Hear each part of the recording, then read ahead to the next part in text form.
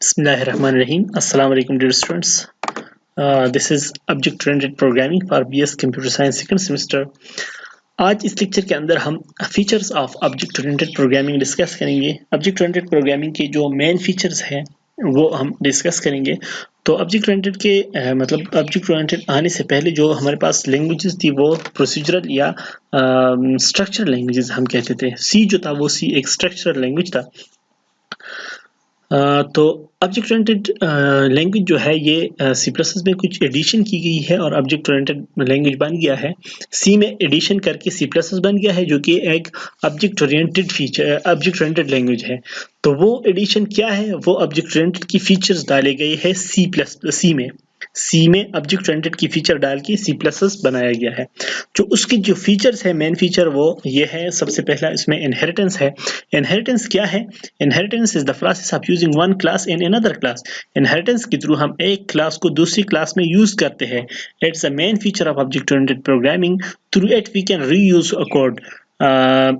इस इनहेरिटेंस की मदद से हम क्या करते हैं, एक कोड को दोबारा यूज कर सकते हैं। फॉर एग्जांपल मैंने एक प्रोग्राम लिखा हुआ है, बहुत अच्छा प्रोग्राम है, बहुत अच्छा काम कर रहा है, लेकिन 1 साल बाद 2 साल बाद मुझे कहा गया कि इसमें कुछ और फीचर्स ऐड करो। तो मैं क्या करूंगा, उस प्रोग्राम को इनहेरिट करूंगा एक और प्रोग्राम में और उसमें वो इजाफी फीचर्स मैं ऐड करूंगा।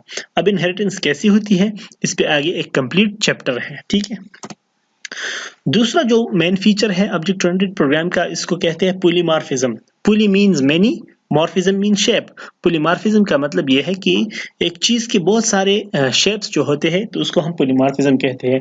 या फॉर एग्जांपल एक चीज के बहुत सारे चेहरे होते हैं, या हम कहते हैं कि वो पुलाबंदा जो है वो डुअल फेसेस है, उसके दो चेहरे हैं। अक्सर मुनाफिक लोगों को हम कहते हैं कि इसके दो चेहरे हैं। तो पॉलीमॉर्फिज्म का मतलब यह है कि एक चीज की अपीयरेंस एक हो लेकिन काम बहुत ज्यादा करेगा। लेट्स सपोज मेरे पास एक प्रोग्राम है, उसमें मतलब कोड एक है लेकिन कोड 2-3 काम कर सकते हैं, तो उसको हम पॉलीमॉर्फिज्म कहते हैं।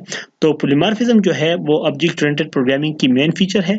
इसके थ्रू हम क्या कर सकते हैं, एक कोड होगा लेकिन वो एक से ज्यादा काम कर सकेगा।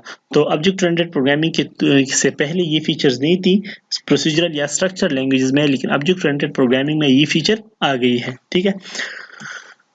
इनकैप्सुलेशन भी एक इम्पॉर्टेंट फीचर है ऑब्जेक्ट ओरिएंटेड प्रोग्रामिंग का। इनकैप्सुलेशन का मतलब किसी चीज को कैप्सूल में बंद करना, ठीक है। The main feature which deal with how to combine data and function in object. इसके थ्रू, इनकैप्सुलेशन के थ्रू हम डेटा और फंक्शन को ऑब्जेक्ट में क्या करते हैं, कंबाइन करते हैं। एक ऑब्जेक्ट में हमारे पास डेटा और फंक्शन कंबाइन हो जाते हैं, किसके थ्रू, इनकैप्सुलेशन के थ्रू। इसमें ऑब्जेक्ट जो होता है ये कैप्सूल की तरह काम करता है डेटा और फंक्शन के लिए, ठीक है। तो इनकैप्सुलेशन कैसे होती है वो आगे जाके हम प्रोग्राम में देखेंगे। और इनकैप्सुलेशन के थ्रू इम्पोर्टेंट फीचर जो इंट्रोड्यूस हुआ है वो एक्सेस कंट्रोल है। जैसे कि मैंने कल बताया था कि एक्सेस कंट्रोल जो था वो कहाँ पर, एक्सेस कंट्रोल पिछले लैंग्वेज में नहीं था।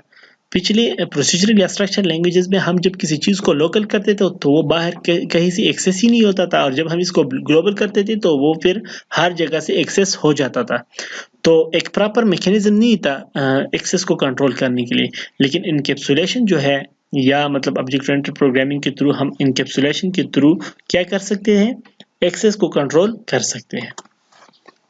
और जो एक और फीचर जो है ऑब्जेक्ट ओरिएंटेड प्रोग्रामिंग का वो रीयूजेबिलिटी है। It is the process of reusing the existing code. आपने एक दफा कोड लिखा हुआ है, इस कोड को आप बार बार यूज कर सकते हैं, ठीक है। तो इसको रीयूजेबिलिटी कहते हैं।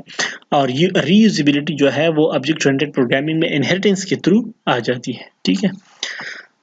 और एक और इम्पॉर्टेंट फीचर जो है ऑब्जेक्ट ओरिएंटेड प्रोग्रामिंग का, ये रियल वर्ल्ड मॉडलिंग है। रियल वर्ल्ड मॉडलिंग का मतलब ये है कि इसमें हम जो प्रोग्रामिंग करते हैं वो बिल्कुल रियल वर्ल्ड की तरह होती है।